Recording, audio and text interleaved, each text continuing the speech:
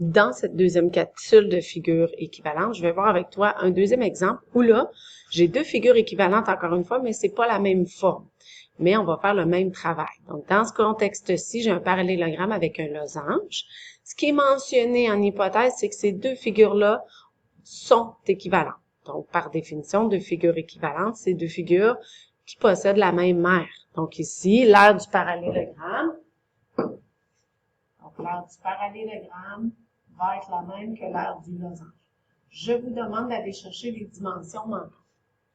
Donc, première étape, comme on l'a mentionné, la première chose à faire, c'est de travailler à partir de la figure où je connais toutes les valeurs de façon à pouvoir aller chercher son aire. Dans ce cas-ci, c'est le parallélogramme. Donc, je vais écrire étape 1, aire du parallélogramme. La formule, c'est base fois hauteur. Comme toujours, je remplace par les valeurs connues et je fais mon calcul 45 cm².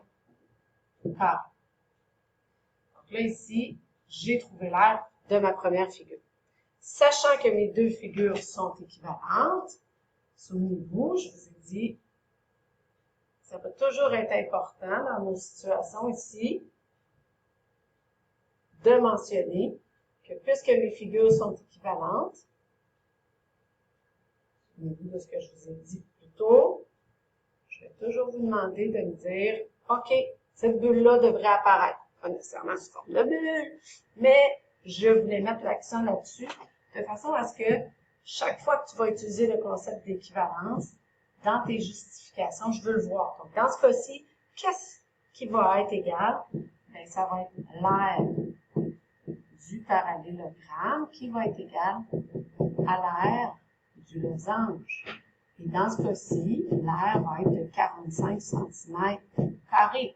J'ai le droit de dire ça car ce sont des figures équivalentes. Je n'aurais pas le droit de dire ça si je n'avais pas la propriété d'équivalence.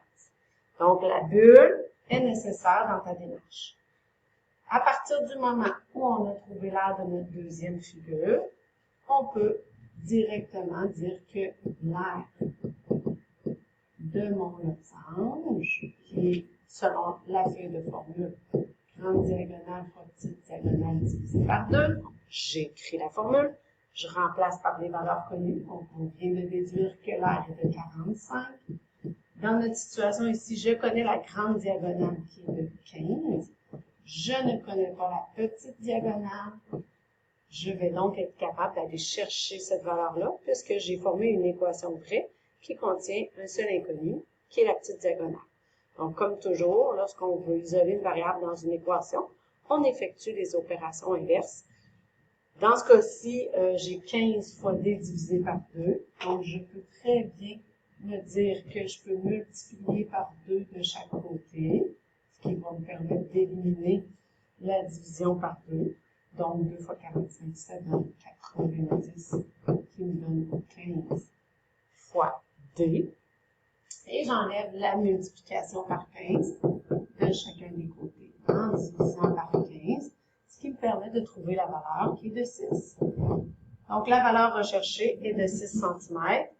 Donc, la petite diagonale mesure 6 cm. Voilà. Donc, ce qui va être important, c'est de toujours lire les hypothèses du problème. Lorsqu'on va être en présence de figures équivalentes, ce que tu as le droit de faire et ce que tu dois faire, c'est ma bulle. La bulle qui dit que j'ai une égalité entre mes aires selon la propriété. Donc, à toi de jouer et de me faire des belles démarches.